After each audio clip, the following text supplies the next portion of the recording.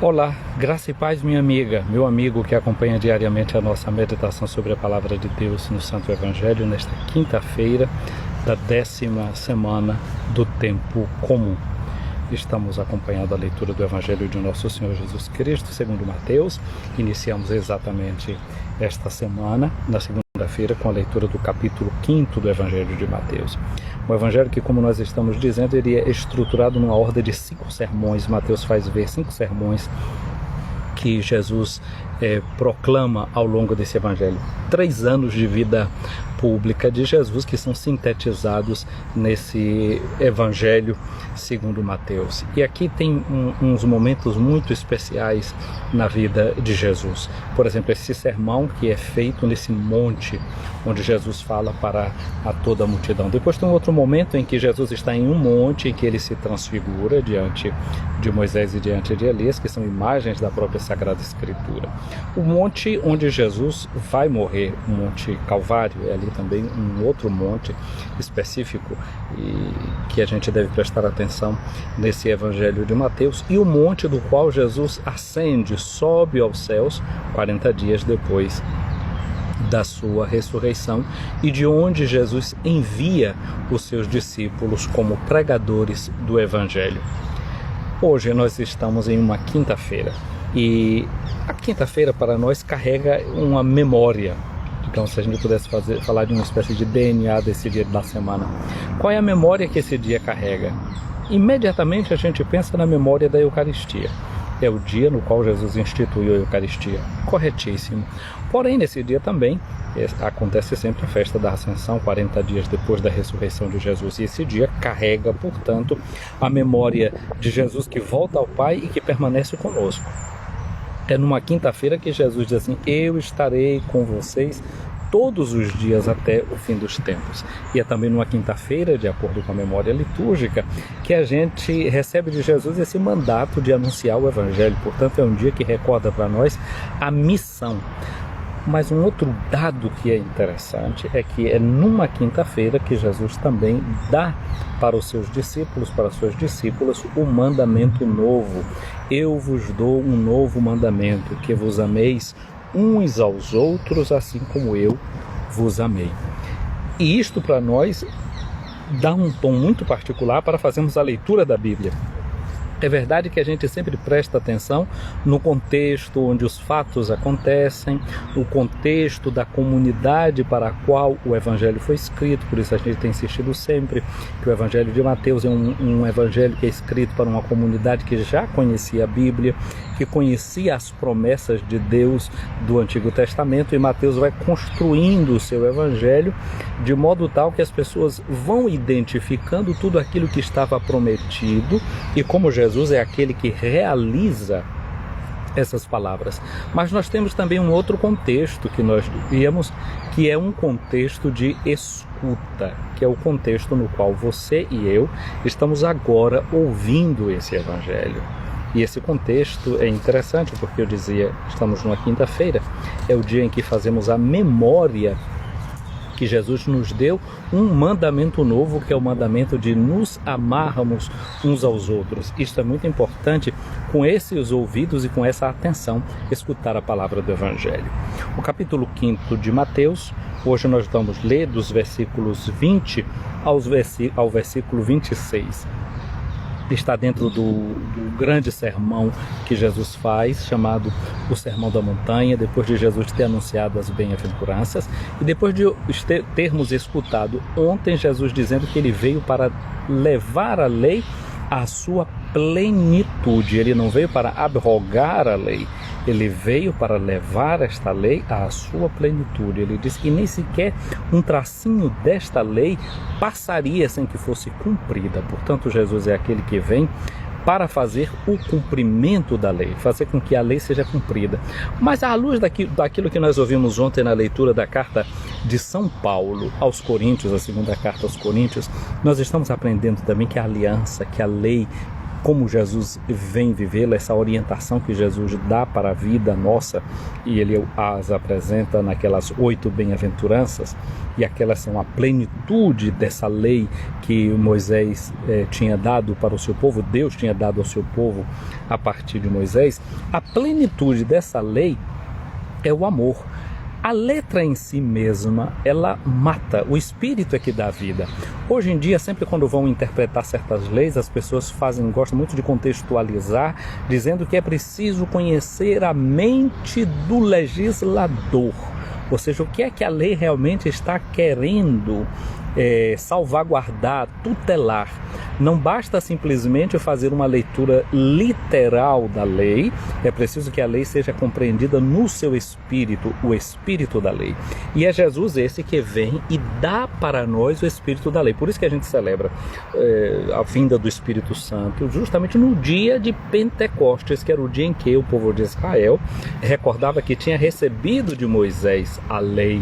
Então Jesus vem dar-nos o Espírito Santo, que é essa lei nova, que agora não está mais escrita nas pedras, nas tábuas, mas está escrita no coração do ser humano. O ser humano recebe a graça de poder entender o que é que Deus quer dele, a orientação que Deus está dando para a sua vida. Então estamos diante desse contexto. Jesus que diz isso, que não veio abrogar a lei, mas que veio para dar pleno cumprimento à lei. São Paulo vai dizer na carta aos Romanos que o pleno cumprimento da lei é o amor. A essência da lei de Deus é amar. Aí Jesus hoje diz assim para os seus discípulos: se a vossa justiça não for maior que a justiça dos mestres da lei e dos fariseus, vós não entrareis no reino dos céus. Jesus toma uma palavra que já estava na boca de João Batista, que ele disse, não é? Convertei-vos, o reino do céu está próximo. Nas bem-aventuranças, Jesus diz que o reino dos céus é dos pobres em espírito e daqueles que têm fome e sede de justiça. Quem realmente tem a fome da justiça, tem a sede da justiça, a esse já pertence o reino de Deus. Já está dado gratuitamente. O reino é um dom que Deus faz. É graça de Deus, já está dado isso. Agora, a gente deve, na vida, buscar fazer aquilo que nos faz entrar nesse reino que já está dado. Eu posso pegar um presente para você, pego um presente, boto todo numa caixa, todo muito bonito e te entrego. E daí? Você abriu o presente? E às vezes a gente pergunta: e aí, você gostou do presente? A pessoa ainda não abriu. Minha mãe se diverte. O dia do aniversário dela é 31 de janeiro. Então, primeiro ela acorda e manda minhas irmãs arrumar a cama. Ela já acorda achando que ela vai ganhar presente. Então, cada presente que chega, ela agradece e põe na cama. Põe e dá. Pronto. Quando termina aquele dia inteiro, às vezes ela nem dorme naquela cama. No outro dia de manhã cedo, vamos começar a festa. Abrir os presentes. E quem foi que deu? E tem lá o nome. Foi fulana que me deu. E depois quando a pessoa liga para ela, ela agradece. Ou então ela liga para a pessoa e diz: mas tu estava sabendo mesmo das minhas necessidades? E aí, essa brincadeira toda para dizer que um presente, se você não abre para ver o que é que tem dentro, pouco adianta você ganhar o presente. Então, o reino de Deus, Deus já nos dá, mas é preciso que agora a gente abra esse presente, acolha esse presente, veja o que é que ali tem, entre na dinâmica desse presente que é o reino de Deus. Se a gente não entrar na dinâmica desse presente, não é? A gente está aqui respirando, tem área fresca, mas se a gente ficar com o nariz preso aqui, a gente não entra na respiração, não absorve o oxigênio que aqui está. O dom já está dado, agora é preciso entrar no dinamismo desse presente que Deus oferece a cada um de nós. E até entrar nesse dinamismo, para isso, Deus nos dá uma ajuda, derrama em nosso coração o Espírito Santo que nos capacita a acolher esse reino e viver de acordo com esse reino. Jesus diz que devemos ultrapassar a essa justiça dos fariseus, porque esses fariseus, eles faziam as coisas tudo certinho, viu? Não faziam nada fora do lugar. Não, me veio uma coisa aqui na cabeça, mas não vou dizer, não, porque tem uns certos ditos que às vezes é melhor a gente se conter. Não é? Eles andavam ali na linha, certinho, nem para a direita, nem para a esquerda, tudo como deveria ser. Por exemplo, veja uma coisa, esse ano é o ano de São José. O Evangelho de Mateus diz que São José era um homem justo. Ora, José, sendo um homem justo, a gente pode dizer, o justo é aquele que cumpre a lei. E é verdade, até um certo ponto. José viu que Maria estava grávida. José sabia que ele não era o pai daquela criança. Ele, como um homem justo, o que era que deveria fazer? Seguir a lei. De acordo com a lei, o que era que ele tinha que fazer? Denunciar a Maria em um tribunal. Eu não sou o pai desta criança. Mas às vezes a lei não consegue esgotar todas as realidades da vida. Havia ali um mistério que era maior do que aquilo que José entendia e podia compreender. Então a justiça que agora José queria agir de acordo com a sua justiça, com a justiça que ele conseguia interpretar com a sua razão. Eu não posso condenar essa moça, eu não posso denunciá-la. O que é que eu vou fazer? Vou deixá-la em segredo. Mas Deus tinha uma outra justiça. Justiça na Bíblia significa também santidade. Tinha algo muito maior que ultrapassava a razão, as razões de José, e revela para José o que é que ele devia fazer. Não é como já dizia Pascal, não é? A razão tem, o coração, melhor dizendo, tem razões que a própria razão desconhece, que a lógica não consegue dar conta. Aí a gente precisa entrar no mistério. E é o que José faz, e é o que eu e você somos chamados a fazer. A entrar nesse mistério, que é o mistério do amor. Por isso o coração tem razões que a razão não consegue dar conta. Que às vezes só o amor, só no dinamismo do amor, para você perceber, para você entrar. Então a justiça deveria ultrapassar essa dos fariseus. Os fariseus diziam, dia de sábado, a lei diz que a gente não pode fazer nada, a gente não faz nada. Então Jesus viu uma pessoa num dia de sábado com uma mão seca na sinagoga. De acordo com a justiça dos fariseus, Jesus não deveria fazer nada. O chefe da sinagoga até disse, vocês vêm outro dia da semana para buscar cura, mas dia de sábado não, porque a lei disse que não era para fazer nada. Jesus viu um homem no dia de sábado lá naquela piscina probática, já 38 anos doente ali. Jesus disse, levanta-te, anda, pega a tua cama. Os fariseus, quando viram aquilo, disseram, mas é dia de sábado, você não pode carregar essa cama. O homem disse, mas aquele que me curou me disse que eu devia carregá-la.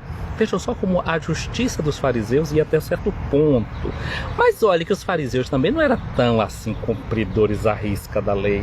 Jesus disse para eles, vem cá, se vocês têm um cavalo, tem um boi, tem um animal, esse animal cai num poço num dia de sábado, vocês vão deixar morrer afogado? E eles sabiam que não deixariam, que eles iriam. Então, no fundo do fundo, a justiça dos fariseus, eles sabem também ampliar, mas de acordo com a conveniência deles. Portanto, é uma justiça que, assim, para os amigos, tudo. Para aquilo que é meu, tudo. Para aqueles que são de fora e os inimigos, a lei. Dura lex, sed lex, já diziam os romanos. E com isso lavavam as mãos e podiam deixar a coisa caminhando para frente. A justiça do reino é uma outra coisa. É uma outra coisa, é uma outra realidade. João Batista disse para Jesus, mas quando foi se batizar, convém que eu seja batizado por ti, não o contrário. Jesus disse, deixa estar, cumpramos toda a justiça. Tem coisas, e João pegou e batizou Jesus. Tem coisas que às vezes a razão não consegue dar conta e é preciso se entregar ao mistério. Parece que é o Pequeno Príncipe que diz isso, né? Quando o mistério é grande demais, a gente não ousa desobedecer, a gente obedece.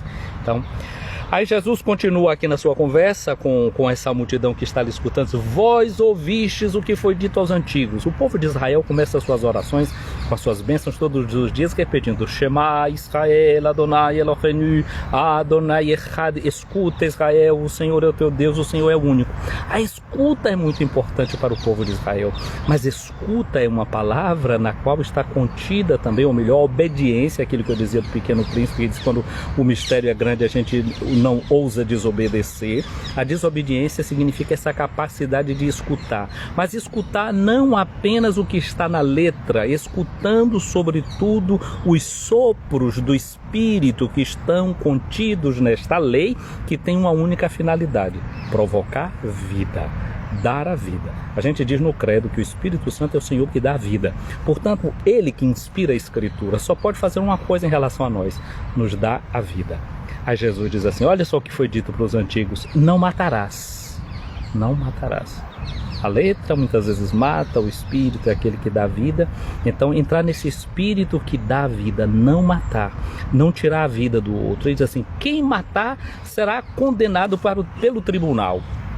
Mas era interessante que esse conceito de não matar nesse tempo de Jesus também era o seguinte, era um conceito que era muito étnico, era não matar aqueles que eram do seu próprio povo. A vida de alguém que talvez fosse de fora contasse muito pouco, a vida de um samaritano. Para eles não fazia assim tanto sentido como a vida de alguém que pertencia ao próprio povo de Israel. Jesus vai abrindo as grandes fronteiras da inclusão. E o que é que Jesus vai dizer aqui agora? Uma outra coisa que é muito importante. A vida não se limita à biologia. Já a palavra vida no mundo grego e no mundo da Bíblia conhece várias palavras. A vida no sentido biológico, que encerra a vida do corpo. A vida no seu sentido psicológico, a psique é uma outra palavra para traduzir vida. A vida também num seu sentido muito mais profundo, de que é aquela vida que se nutre na medida que se entrega, que é a palavra zoé, não é? que muitas vezes vem traduzida com um outro adjetivo, vida eterna, zoéaion. A vida que Jesus traz, essa vida nessa grande perspectiva muito mais ampla. Mas Jesus está querendo chamar uma atenção para uma outra coisa. Existe uma vida que a gente mata sem tirar a vida biológica. Você pode matar o outro a partir de dentro, a partir do seu interior. Porque nós somos animais de comunicação. Imagina só, o teu cachorrinho nasceu, você está lá, registrou o dia que o seu cachorrinho nasce, tá, passa, você nunca diz nada ao seu cachorrinho que ele nasceu naquele dia, não faz festinha de aniversário para ele. Já uma criança que foi educada culturalmente sabendo que ela nasceu naquele dia, que naquele dia é o seu aniversário, ela recebe parabéns, se canta, se parte um bolo, recebe algum presente. Chegando àquela data, ela tendo consciência que ela é o dia do seu aniversário, ela vai se entristecer se ninguém se lembrar daquilo. Porque somos seres da comunicação, somos seres da inteligência, temos um tipo de linguagem que vai dando significado à vida. E nessa linguagem, nessa comunicação que dá significado, dá forma à vida, a gente também pode deformar a vida do outro pelas formas com as quais nós nos comunicamos. Nós vivemos hoje em dia numa sociedade da violência verbal. A gente muito facilmente ofende, a gente muito facilmente difama, a gente muito facilmente cancela. Hoje em dia a palavra da moda é cancelamento. Então o que Jesus hoje está chamando a atenção é para esse tipo de linguagem que é violenta, de quem cancela o outro, de quem aniquila. Porque o que é cancelar o outro? Cancelar o outro é dizer, eu estou matando, eu estou tirando a vida dele já aqui agora. No tempo de Jesus se fazia isso também com outro tipo de palavra e de atitude. Jesus diz aquilo que se encoleriza com o seu irmão já é réu do juízo. A cólera, ou seja, o sentimento. Hoje Jesus quer evangelizar também os nossos sentimentos. Os sentimentos devem também ser educados. Os sentimentos são passíveis de ser educados, de serem conduzidos, de serem formados. Porque o sentimento, embora pode ter muito um componente biológico, uma reação química, não é, que dá origem a uma determinada forma que o seu corpo e a sua mente captam uma realidade, você tem também a capacidade de educar essas dimensões muito profundas. Eu dizia, não é, que o dia de Pentecostes era o dia em que se recorda a lei que é dada ao povo de Deus por Moisés, e é o dia em que a igreja recebe o dom do Espírito Santo. A carta aos Gálatas, no capítulo 5, versículos de 22 a 23, fala dos frutos do Espírito Santo. E entre os frutos do Espírito Santo na vida do crente, na vida daquele que abre o seu coração para a graça de Deus, um destes dons, o último que aparece lá, chama-se autodomínio. A capacidade de controlar a sua cólera. Olha que tudo isso vem educado, né? Quando você está criancinha, sua mãe diz uma coisa para você, você reage com a raiva, o que é que você faz? Você pega o prato que está na mão e joga lá. A mãe tem que encontrar as formas, o pai tem que encontrar as formas que você vai educando aquilo. E você vai tirando da criança essa forma de reagir abrupta.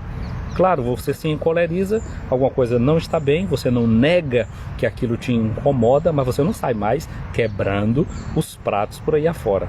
Ora, se você tem um fio desencapado, está passando energia. Se você tocar naquele fio, você vai tomar um choque. O que é que a gente faz? Encapa o fio, não é? Isola o fio, né? Tem uma fita, quando você une dois fios lá um na outra para fazer um armenguezinho, tem uma fita isolante. Pois bem, o Espírito Santo é esse dom que isola também essas energias nossas, que pode sair dando choque aí nos outros, ou então fazendo a gente entrar em curto-circuito. É só um dom de Deus, uma graça de Deus. Graça de Deus por uma parte e educação, ou seja, acolhida desse dom e a canalização desse dom. Então, o fio que está passando a energia ali em cima dele, se você tocar, te dá um choque. Mas se de repente você pega com os instrumentos adaptos e coloca o seu celular ali, vai carregar o seu celular que está com a bateria descarregando. Olha aí, está usando a energia para uma boa finalidade. A energia em si mesmo, que pode ser um sentimento que está dentro de nós, em si mesmo ele não seria nem negativo nem positivo. É para onde nós vamos destiná-lo, é para onde nós vamos canalizá-lo, é para onde nós vamos orientá-lo. Por isso a palavra de Deus é lei, ou seja, ela é orientação para a vida. Dá um rumo, como um rio que vai seguindo o seu curso dentro do seu canal. Se não, ele se espalhar demais, o que é que vai acontecer? Vai virar um charco. Tá bem que num charco às vezes até nascem flores muito interessantes, mas não serve para, por exemplo, depois utilizar aquela energia, para aquela água represada, para descobrir com ela a força de fazer uma energia hidráulica. A água se perde em um pântano, ou seja, orientação da própria vida. Então Jesus alerta isso aqui, não é que a gente deve estar começando a ter cuidado com a cólera que está dentro de nós. E ele diz, quem se encoleriza com seu irmão já vai ser réu do juízo. Olha como vai subindo, réu do juízo. Quem disser ao seu irmão patife, disse Jesus, será condenado pelo tribunal. Ou seja, já existe uma ação pública contra isso. Olha, se você não começa a educar dentro de você esses sentimentos, como isso vai causando danos cada vez maiores. Jesus diz aqui uma outra coisa, ele diz, se você se chamar o seu irmão de tolo, Haká é uma palavra hebraica, que é uma aramaica, que nela está contido quase como uma espécie também de ofensa para o outro, de ver alguém e desvalorizar essa pessoa, achar que ela não tem valor nenhum, que ela não tem um peso. Mas cada um de nós tem um peso, tem um significado, ninguém é vazio. E você não tem o direito de anular ninguém, de julgar ninguém ao ponto de anulá-lo, de achar que ele seja um nada. Cada pessoa tem aqui no mundo a sua possibilidade de dar um significado para a vida dela, para a minha, para a sua, para a vida do mundo. Então nunca se colocar com essa prepotência diante dos outros. Aí é Deus mesmo quem intervém, porque Deus é que dá o valor de cada pessoa. Esse daí vai ser réu da Geena. A Geena era um lugar em Jerusalém em que se jogava o lixo para ser queimado. Então, se você quer tratar o outro como lixo, veja que é você quem depois se joga nesse monturo onde tem um fogo que não se apaga. Portanto, disse Jesus, quando tu tiveres levando a tua oferta para o altar e te lembrares que o teu irmão tem alguma coisa contra ti, deixa a tua oferta diante do altar e vai primeiro reconciliar-te com teu irmão. Olha que coisa séria aqui. Porque o povo de Israel acreditava o quê? Que a reconciliação, que a purificação era possível somente no templo de Jerusalém, onde você oferecia os sacrifícios. Jesus está dizendo que existe uma coisa ainda que é anterior àquilo que se faz no templo. É a vida. É ir se reconciliar com o irmão primeiro. Existiam dois tipos de sacrifício, né? Sacrifício de holocausto, onde se queimava a vítima inteira. Pegava o animal e se sacrificava e se colocava todo o animal no altar, ganhava fogo. Hoje em dia a gente fala muito, né, de holístico, etc., como uma coisa para dizer que é integral. Holon em grego significa isso, todo. Então o animal todo era queimado, holocausto, cáustro, né? Eles falam de soda cáustica, não, soda cáustica queima, né? É queimar. A vítima era toda queimada. Existia um outro tipo de sacrifício que era chamado sacrifício de comunhão. E o sacrifício de comunhão era dividido por três. Era dividido entre Deus, o sacerdote e o oferente. Para Deus se queimava no altar do sacrifício as vísceras do animal e toda a parte de gordura. E subia aquele fogo, a gordura produzia muita fumaça, aquele cheiro bom de churrasco lá dentro do templo, se queimava isso. A outra parte cabia para o ministrante, para o sacerdote. Normalmente o sacerdote ficava com o peito do animal e com a coxa direita, né? Partezinha nada mal. Então essa era a parte do sacerdote. O resto ficava para o oferente. Então essa oferenda era chamada sacrifício de comunhão. Havia uma comunhão entre Deus, entre o sacerdote e aquele que oferecia. Jesus está dizendo que ainda anterior a esta comunhão é a reconciliação. E aí quem é o intermediário o sacerdote, desse sacrifício que você tem que fazer para se reconciliar? É você mesmo que vai e oferece a Deus todo o seu coração, porque Jesus vai dizer, eu quero a misericórdia e não sacrifício. O que Deus quer é essa capacidade de a gente refazer os laços entre nós. Então esse é um chamado também hoje de Jesus para nós, um chamado para cuidarmos da nossa comunicação, o zelo como é que a gente fala, como é que a gente cuida do outro, uma palavra que transmita a vida. A segunda coisa é a chamada a reconciliação. Isso vale tal qual um sacrifício que é oferecido no próprio templo. Jesus disse, se você não se reconcilia primeiro com seu irmão, o que vai acontecer é que depois ele vai te entregar ao tribunal e você será entregue ao juiz, um oficial de justiça, e não vai sair dali até que não pague o último centavo.